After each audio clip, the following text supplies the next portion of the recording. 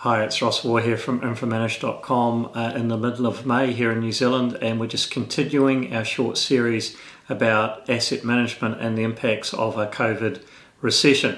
Last time I was talking to you, I was talking about Warren Buffett and value investing and the counterintuitive idea that during a recession it's the best time to invest in assets simply because you're able to get a combination of good quality assets due to recession effects.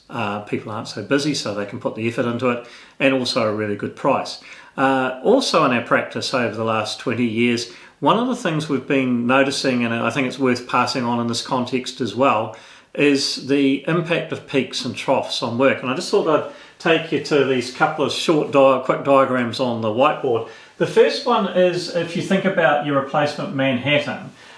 Typically what happens, and this is just the smooth line of that's dollars, that's time, is we'll do our project planning and we'll plan out years 1, 2, 3, maybe even year 4.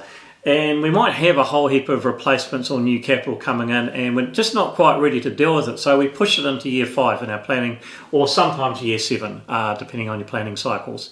And that can happen for an individual authority, or it can happen for all the authorities in a region or a province or a state where your resources are. And it's just quite a natural piece of psychology for that to happen.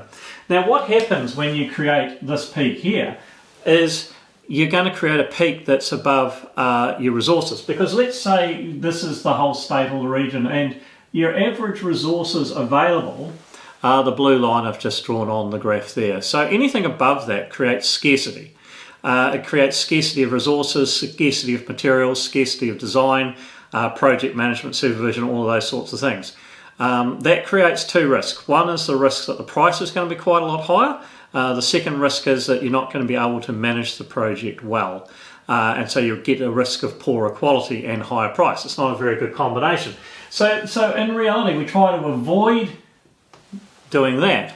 Now, sometimes that's going to, within your own authority, say, hey, look, we actually need to come back to trying to smooth our asset acquisition and asset replacement along an average line and match that with resources. And perhaps we need to talk to our neighbours, to our region, our province, our state, and do some planning at that sort of level if we can, to make sure that our next door neighbours who might be bigger than us aren't creating that peak just when we want it as well.